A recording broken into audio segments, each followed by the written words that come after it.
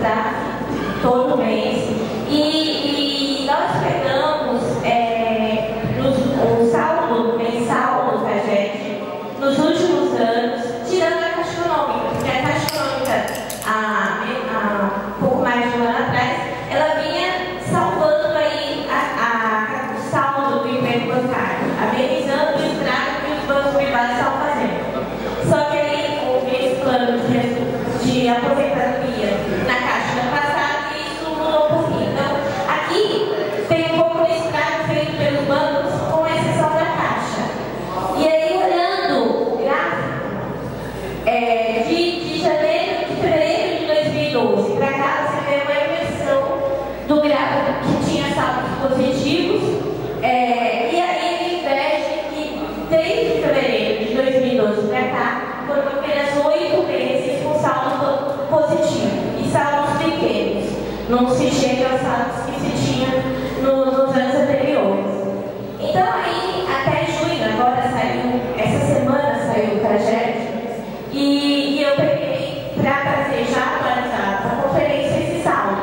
Então, de fevereiro de 2012 a junho de 2016, pouquíssimo mais de 4 anos, foram eliminados 34.672 postos no setor bancário, postos de trabalho, tirando a Caixa. Isso a média já mudou, a média ali, mas e entre março de 2015 e junho de 2016, a Caixa reduziu seu quadro em 4.242 postos, com o plano de aposentadoria antecipada. Então, isso é muito preocupante, são quase 40.000 postos bancários em 4 anos eliminados. Próximo, por favor. E aí a gente tem duas hipóteses. A terceirização, principalmente com as resoluções do Banco Central, a partir de 2011, que levou ao crescimento significativo dos postos de correspondentes bancários, né? E os meios digitais e a automação dos processos que está afetando o emprego, principalmente aí em relação às transações e também ao depósito. Só que aí, pegando os dados do próprio Banco Central, a gente vê que o modelo do correspondente deu uma estagnada e, inclusive, ele está se reduzindo aí. Em 2013 foi o número maior de postos de correspondente, são postos de correspondente bancário. É a evolução dos postos de correspondente e do número de agências. Então, vocês veem aí que cresceu muito mais o número de correspondente bancário do que de agências bancárias. São 782% do crescimento dos correspondentes no período e 35% das agências apenas. Só que em 2013, que foi o maior número aí, tinha-se 405.242 postos de correspondente e 22.740 agências. Esse número está caindo e continua caindo esse ano de postos de correspondente. Eu acredito principalmente isso, a gente vê dados da Caixa do balanço do Banco do Brasil, onde já vinha se reduzindo o número de correspondentes. Provavelmente isso tem a ver com a questão da segurança e até do que o serviço feito com o correspondente está afetando e atrapalhando o serviço dos próprios bancários, no final das contas. E as agências tiveram também o seu maior número em 2014. E desde 2015 a gente vem tendo o fechamento das agências. Então a gente tinha em 2014 o maior número de agências, 23.126 agências no Brasil. E aí em 2015 esse número já caiu. E agora em 2016 está indo também muito rápido. Próximo. E aqui dá a razão, a gente configurou, engraçado, lá em cima, mas aí dá a razão principal aí para esse fechamento de postos de trabalho. Quando você olha a evolução aí dos canais por onde estão acontecendo as transações. E aí você vê a questão, deixa eu vir aqui. Esse vermelho aqui é o mobile, é o atendimento aí, o banco pelo celular. Ele não era nada em 2011. Em 2015 ele já representa mais do que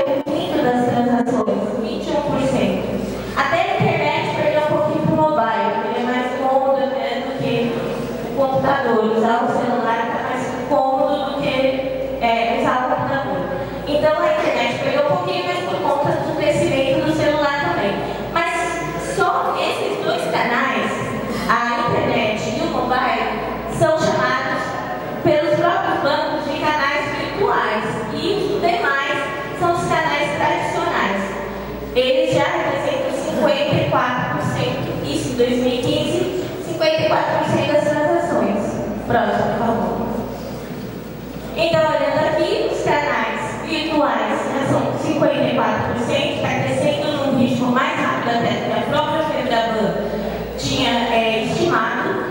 Os demais canais estão caindo, os canais de ATMs, agências, correspondentes e contact center representam 31% das transações e o POS está meio que estagnado aí, na linha de cartão, está meio que estagnado, descendo um pouco, 15%. Próximo.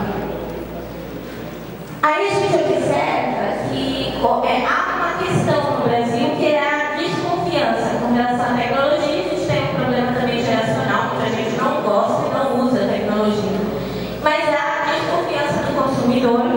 Então, sem movimentação financeira, ainda é o maior volume de transações virtuais ocorrem sem movimentação. Apenas consulta de extrato, consulta de saldo. Com movimentação representa aí 20% das transações. Próximo. Porém, a gente vê que o crescimento disso está sendo muito rápido. Essa barreira está sendo quebrada muito rápido.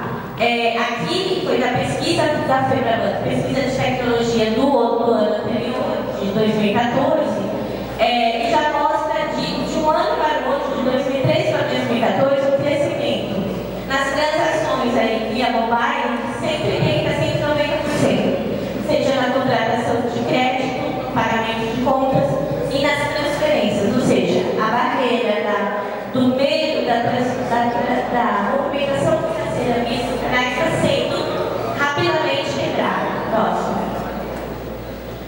Aí o número de contas com o Internet Bank. Então são 62 milhões de contas correntes com o Internet Bank, sendo 55 milhões pessoas físicas e 7 milhões de pessoas jurídicas. Próximo. Aí a gente olha o mobile e o crescimento é muito grande, é muito expressivo. Contas com mobile, elas passaram de 2 milhões em 2011 para 33 milhões em 2015. Crescimento aí de 16 vezes. Só em 2015 o crescimento foi de 32%. Pronto. E aí, isso não é nada ainda, está começando, porque a ideia é que a população brasileira ainda tem um acesso à internet baixo, frente aos demais países. Só perde em decimal, só perde para a Índia. Os demais países todos têm um acesso maior, mas tem crescido muito rápido também. De 2014 passa de 48% para 15% para 56% em 2015. Próximo. Então, espaço para eles crescerem tem e muito. E aí veio o doutor que diz as regras do mercado financeiro e fala aí, em agosto de 2015, que em 10 anos o banco dele pretende ter apenas metade das agências que tem hoje. E basicamente ele que diz as regras dos demais, né? O que eles vão fazer.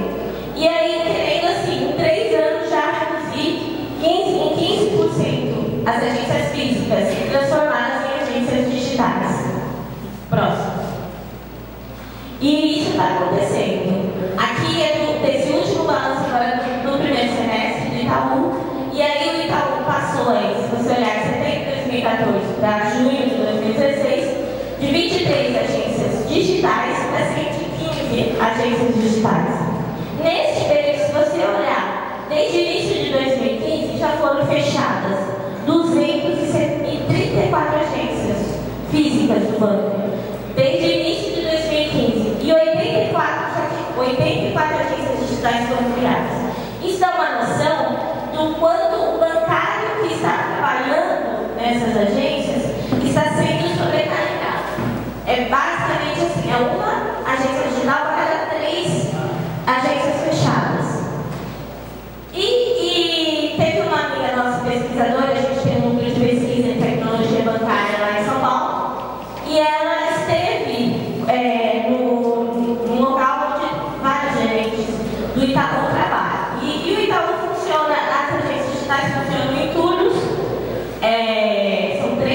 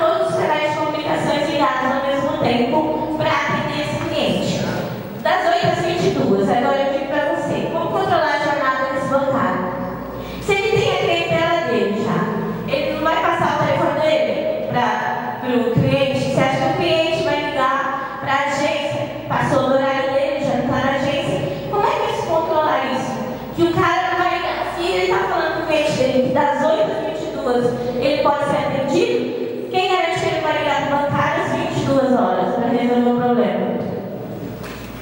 Então, como controlar a jornada nesse sentido e o estresse e o ritmo desse trabalho? Realmente, as tecnologias estão deixando, como o Manuel falou, a gente refém delas, está deixando o ritmo da vida da gente atropelado. E aí, no caso do Itaú, é das 7 à meia-noite, piorou, né? Piorou. Se o Banco Brasil era das 8 às 22, era das 7 à meia-noite. Aqui é um evento aí do Itaú, tirado do site e do Bradesco. Do Bradesco Digital também, das 7 à meia-noite, segunda a sexta. Então, isso é muito preocupante em termos de carga de trabalho, em termos de... Porque os bancários, por exemplo, que estão nesse serviço, eles trabalham. Eles trabalham com headset. E para poder atender as ligações também. E eles têm que estar totalmente conectados. Só que existe norma, existe uma MR para controlar esse serviço. Para quem faz esse serviço de call center, eles não podem passar 6 horas, eles têm intervalo, eles têm que ter. E esses gerentes estão trabalhando 8 horas. Eles não estão cumprindo as normas recomendadas por conta da carga horária deles. Então, é uma pressão muito grande. E aí, outros gerentes que tinham a carteira deles, eles estão tendo que atender clientes que não são deles, resolver problemas que não de cliente que é de outro. Então, eles são muito sobrecarregados. Próximo. Esse aqui é também falando do atendimento para canais digitais, no caso do Banco do Brasil. Em abril de 2015, o Banco do Brasil inaugurou 118 escritórios no Joinville para atendimento de clientes digitais. 110 de clientes estilo, 4 de clientes exclusivos, 4 pequenas empresas e pequenas e médias empresas. E até o fim de ano ainda vai pretende ampliar esse número significativamente. Também o horário é das 8 às 22, com todos os recursos possíveis de comunicação. 118 escritórios, eu não diria que são 118 escritórios. Seriam 118 baias, né? Não é uma coisa tão assim. Quando a gente pensa em 118 escritórios, quanta gente está trabalhando nesse escritório, né? Mas, na verdade, eu acredito que não chega a ser um escritório. Nossa. E aí tem pacote digital. O banco, e não é só o Banco do Brasil, outros bancos fazem isso, já oferecem isso por conta da resolução do Bacen possível. Você não paga tarifa, o cliente não paga tarifa, desde que ele não use nada na agência. Desde que ele não peça, ele não pise na agência para pedir nada para o bancário, nada na agência. Ele vai usar, se ele usar só canais digitais, ele paga tarifa. E ele pode fazer isso.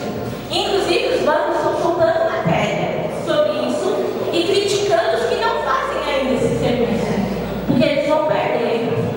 Então, eles estão criticando os bancos que não fazem, que não oferecem esse serviço ainda do atendimento digital. Próximo. Aqui no caso do Banco do Brasil, quase 63% das transações também do balanço do banco são por canais digitais já. Próximo. Próximo, por favor. Aqui, para dar uma ideia de custo, eles estão querendo mesmo que o cliente saia da agência, que o cliente pare de usar o serviço presencial. E aí a gente pegou uma lista de tarifas da Caixa, e aí você vê no atendimento presencial ou pessoal, sempre a tarifa é mais cara. Se for, por exemplo, depósito, fornecimento de extrato mensal de conta de depósito da lista do banco. Se for presencial, lá na Caixa pedido bancário na agência, R$ 2,50. Se ele for no autoatendimento, ou ele pedido no meio eletrônico, R$ 1,70. Se ele for no correspondente, R$ 1,30. Então ele está jogando o cliente do correspondente e do canal digital. As tarifas já empurram o cliente para fora da agência. Próximo.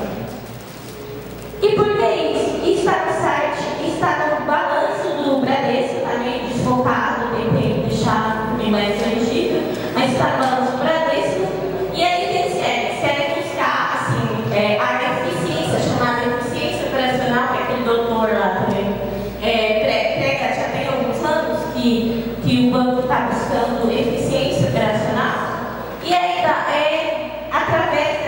digitalização de